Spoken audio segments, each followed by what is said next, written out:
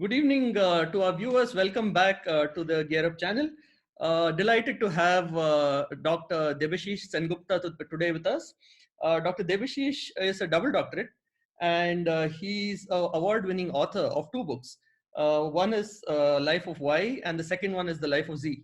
Isn't that cool? Dr. Debashish is presently based out of Bahrain, where he's a professor of business management in the Royal University of Bahrain. Welcoming you, Prof, on behalf of all the viewers. Welcome. Thank you, Siddharth. Thank you for having me on your show. Thank you. Thank you so much.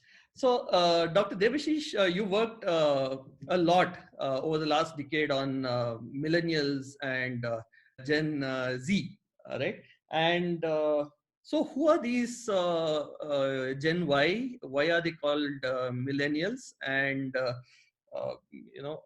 what makes it all so different? Yeah.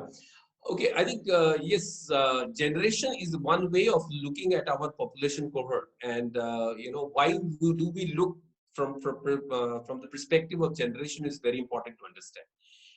We are trying to segment the population cohort, and the idea of segmentation is a marketing principle is to understand that these segments of population better. Generational segmentation and having looking at from a generational cohorts is one way of understanding the population or understanding the people, right? So now when we talk about generations, there are, we have to understand how do we qualify generation. Generations are purely qualified from the perspective of typical attitudes, mindsets, behaviors, values that they exhibit. And whenever we see a kind of a shift, a significant shift, we qualify that as the generation next, right? So when we look at from the modern generation perspective, we have 4 or 5 generations. The first one is what we call as the veterans. These are the pre-World War generations who are mostly non-existent in this world as of now. Then, of course, is the post-World War generation who were called as baby boomers, the senior people that you can see born in the post-World War period. And this generation was called as baby boomers because during this time, obviously, the world population went up manyfold, and they were called a baby boomer generation. And then from around the early 60s to about late 70s is a generation which is called Generation X. This is a generation which was caught in between the boomers and the millennials, and hence, for a better name, for a want of a better name, they were called X. And then of course from late 70s, say 79, or maybe from 80, you can say, till about 99, we have a generation which we call as millennials or Generation Y. They were called millennials. Millennials is a better name from Generation Y. They were called Y because obviously they came after X, and they were called millennials because they led us up to the new millennium. And then of course 2000 onwards we have the Generation Z. So what we are talking about here is millennials, and their significance is from some perspectives, from few perspectives for the companies, for the businesses. This is perhaps at this moment the most significant generation. So this is what we qualify as millennials. Thank you so much, Dr. Debashish. So, are there any current models that help us understand them both from two perspectives, one as employees and the second as consumers? Would you like to throw some light on that? See, I think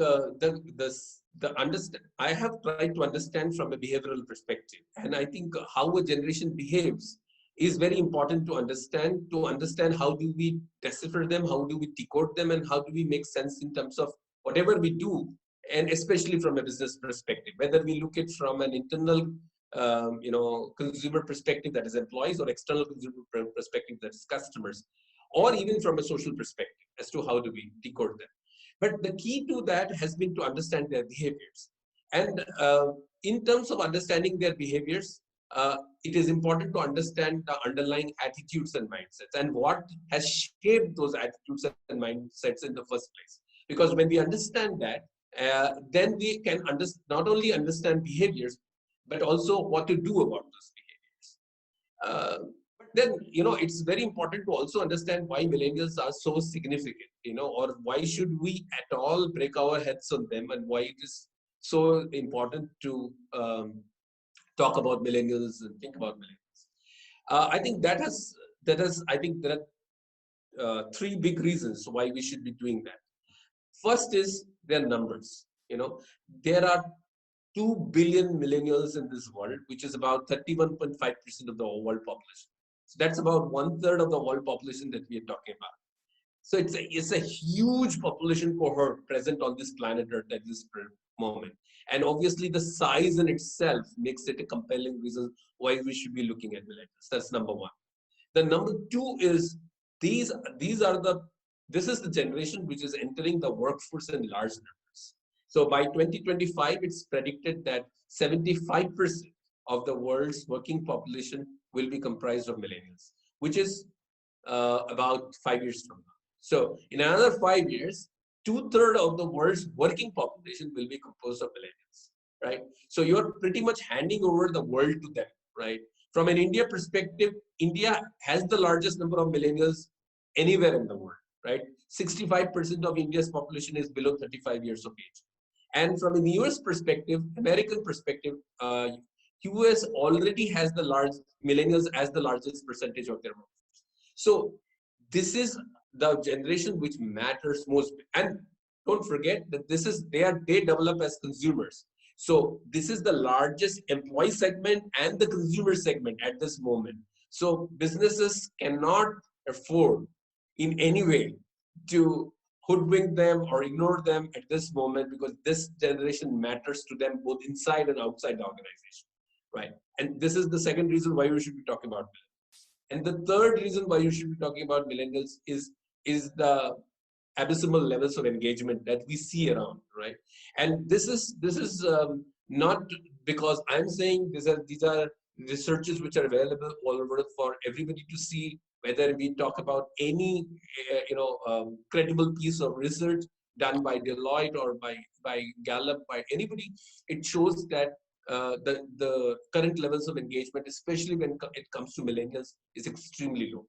And when that is not good. It's not possible for businesses. See, it's like you say that charity begins at home. If I cannot keep my family together, I cannot keep the society together, right? So if I cannot keep my employees engaged, I have no chance of getting my consumers engaged, because I've not understood my millennial workers. How do I claim that I have really understood my millennial consumers? So the key to understanding millennial consumers is first understanding millennial employees that you have within your organization. Understand them better, and then that's the way to really go and make a sense of the millennial consumer set that you plan to cater to, or you have to cater to. Right? So these are three compelling reasons why we should be talking about millennials.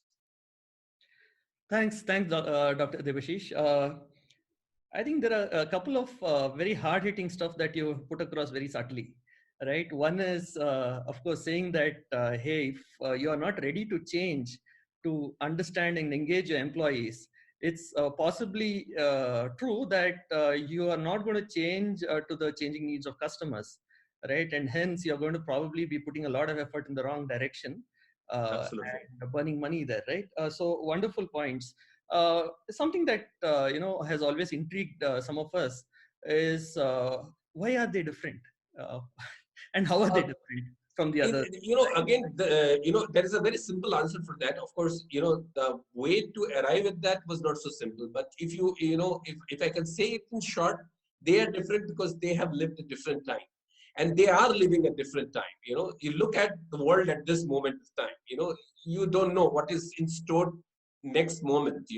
So we already, before even this COVID crisis hit, we were talking about VUCA world. Volatile, uncertain, complex and ambiguous world. Now, what will you call this world?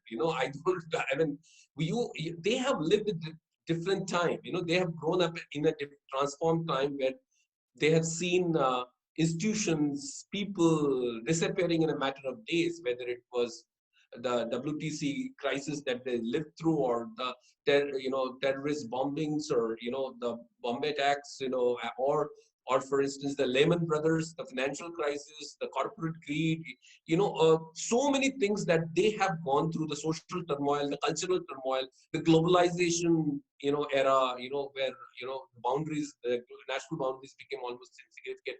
They have lived a different time, and that's why they have turned out to be different. And I think from my perspective and from my research perspective, what I have understood in my whatever small ways that I have been working on for the past more than 10 years is that it is very important to appreciate those differences if we stand any chance of engaging them.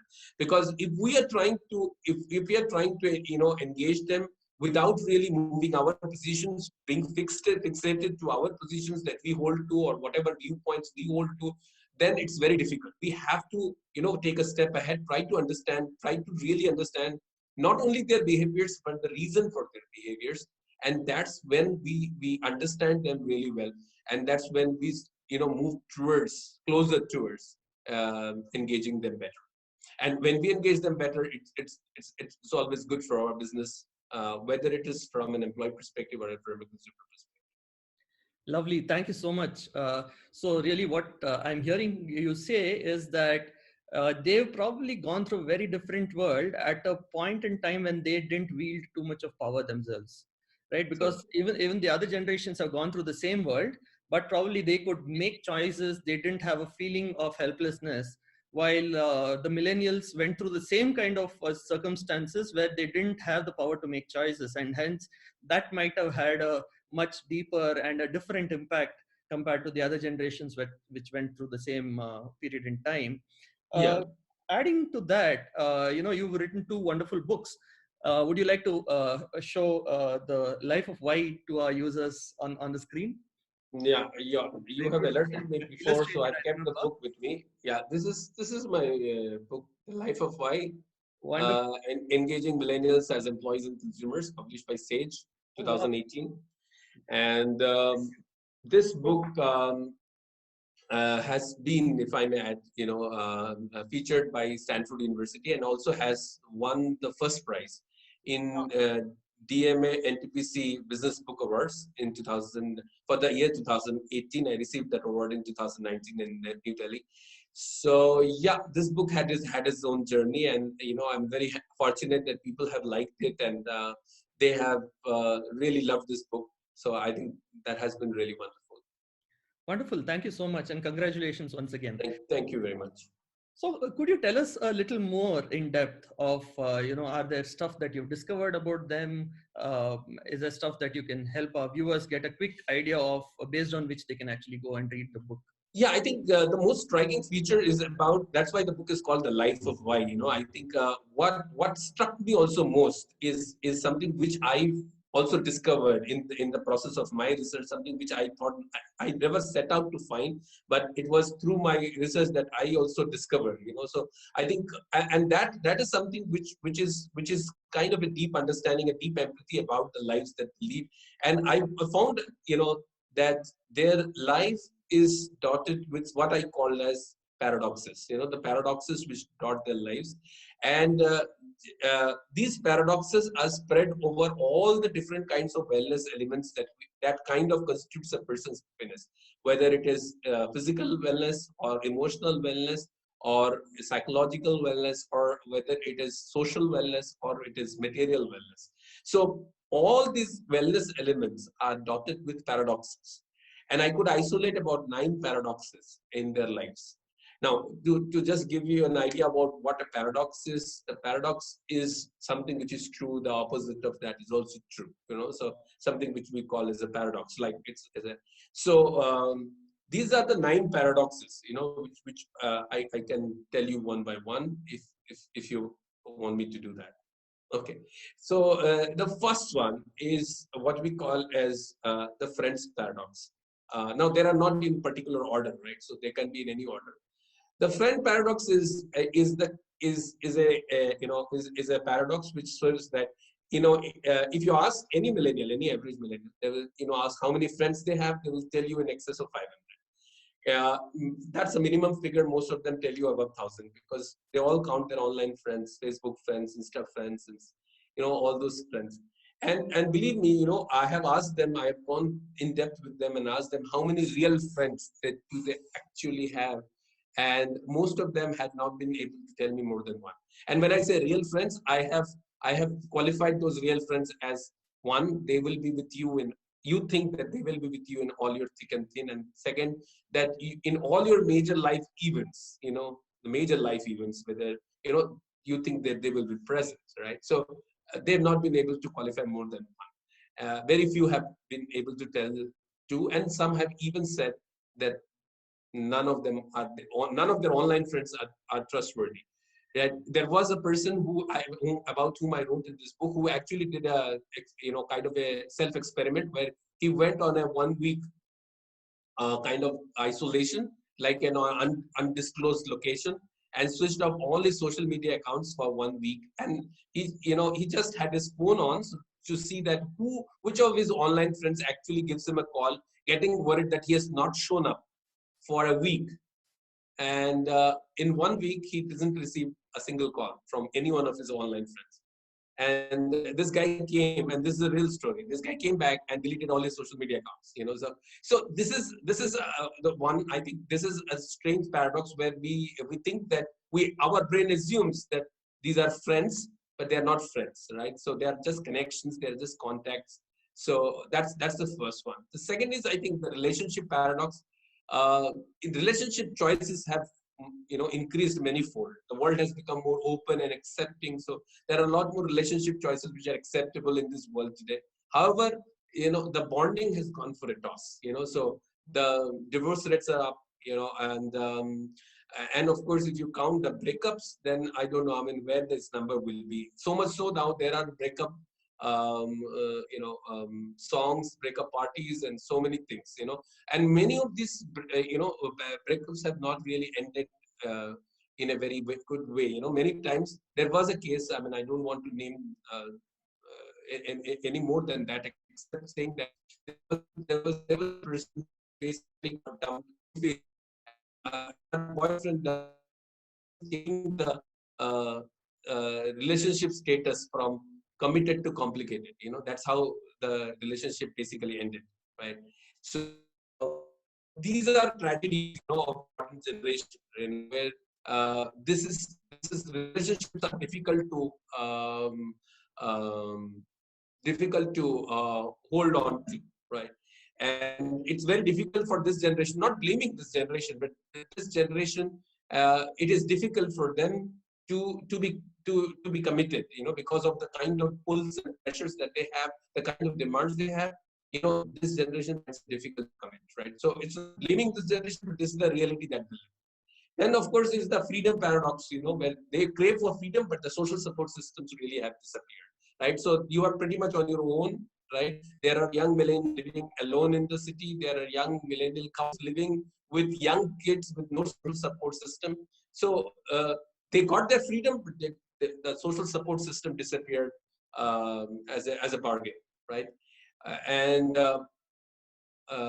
then you have the space paradox, space and loneliness paradox. They want their own space. For millennials, it's very famous. They say that I want my space, I want my time.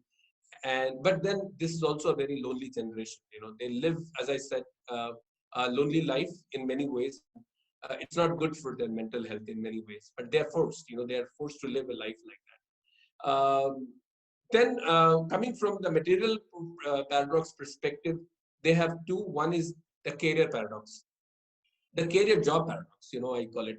The career wise, they are buoyant in terms of the kind of career options today are available. When we were growing up, the only two honorable professions was either you have to become a doctor or you have to become an engineer.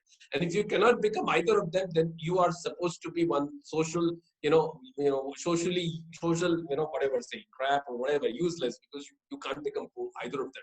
But today it's not like that. It's like so many options are available and accepted. But then you look at the paradox. The paradoxical part is the job stability is at all time. Look at the present situation. so many people have lost their jobs, and I think majority of those who are hit are millennials, because millennials are the ones who are entering the workforce in large numbers. So these are the people who are hit most. Not that other generations are not hit, but millennials are hit most at this moment. So you see, there is no guarantee of job, right? So you might be doing really well, but still you might lose your job. I have had interviewed millennials who have received appreciation letter a week before, and a week later they have got pink slip. So it's not like, it's not because of the non-performance. It's just, you might just lose your job. So that's the paradox, here. Then you use the income paradox, which is a very interesting thing, that, on face value, this generation seems to be earning more than their parents, right? But just, in real terms, and when we say real terms, it is two things. One is adjusted to inflation and the purchasing power parity. This is the first generation which is earning less than their parents, right? So this is the but the paradoxical part is they have a high maintenance cost, right? So the maintenance cost is really high, right? And so, like this, we have some more paradoxes, like from the opportunity perspective and the health perspective. They have so many opportunities, but they have a very poor health.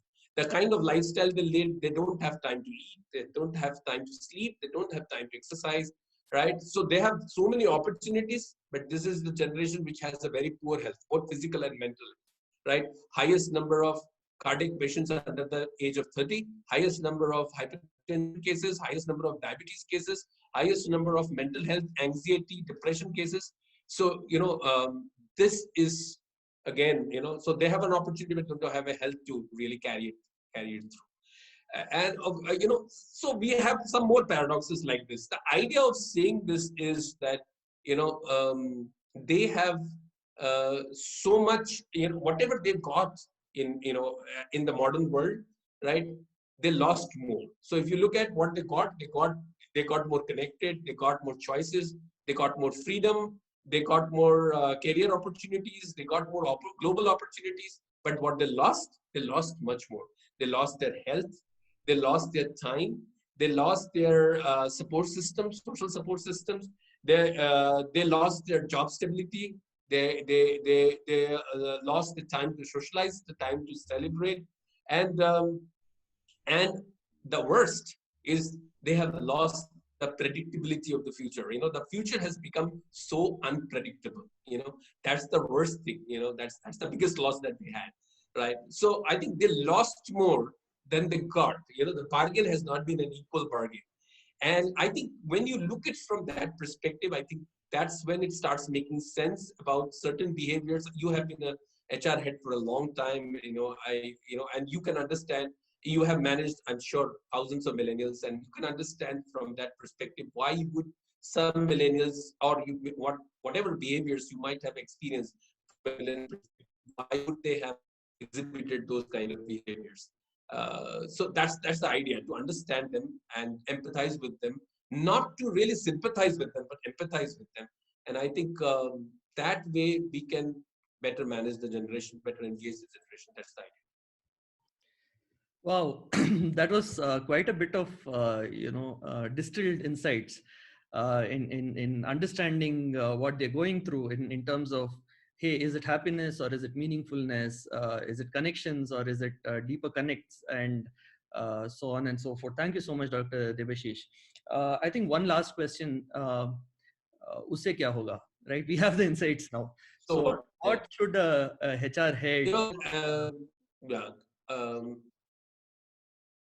What would a HR head or someone like that do with these insights? And if you could share one or two examples, that would really help.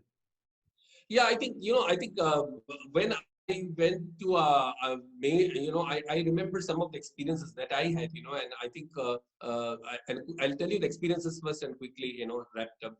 Is that I remember going to doing a engagement workshop, training kind of workshop for various companies, and when I did it with kind of a bank in Middle East, in Dubai, and I think they were on the verge of launching a bank format, a specialized bank for the millennials. So I was doing this program uh, for a bank in Middle East. They've been there for a long time, and they were launching a new bank format for the millennials, which was completely digital banking.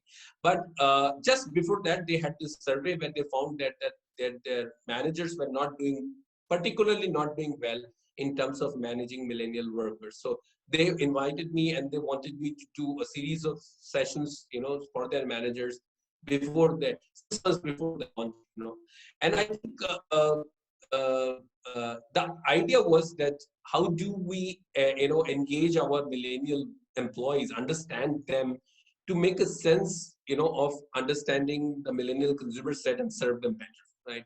So I also remember going to an IT major in India and them telling me, after the workshop that they realized one of the HR persons came up to me and said that I now know why I'm not getting any registration for the weekend marathon that we are going to organize.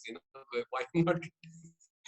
People are not happy even when we are putting them on bench. They are on bench, but we are training them, we're paying them, but still they leave. Because they are on bench. We have never been able to understand, but now we understand why that thing happens. So my effort, to that has been to develop contextual models. I have been able to distill two very distinct models out of my research, which have obviously resulted in more things, which helps us to measure the engagement also. One is a millennial employee engagement model, and another is a millennial customer engagement model. And these models are very practical models from a perspective that these focus on attitudinal drivers, both from a cognitive perspective and an affective perspective. So it's also from a very logical, rational point, and also from a very emotional point, because I think engagement is a mix of logicality and emotionality, right? So it's a mix of both. So the idea was to develop these models, make them measurable, and make them useful for the companies. And I've been able to do that because I consult for various companies, where I've been able to help, some of my clients into working with these models and achieving results with that. So the idea is to use all this understanding to drive engagement both at an employee level and a customer level, and to make it measurable so that it can be measured and it can be understood from the business results and business outcomes perspectives. Lovely. And with that, we'll thank you. Thank you so much for joining us this evening. Wonderful insights. And I'm sure many of our viewers are going to pick up that book now to read it, and probably even reach out to you, right? So thank you, Dr. Debashish, for joining us all the way from Bahrain. We typically end these videos these days by saying stay home and stay safe. Yeah. Thank you so much. Yeah, absolutely. Thank you very much, Siddharth, for having me on your show. I think this is a brilliant idea that you're doing, and it's a contribution that you're making to the world and to the business at large and society. So, congratulations to you for doing this. And of course, stay home, stay safe, stay hopeful, and we'll definitely come out of this. This too shall pass. Thank you, Dr. Debashish.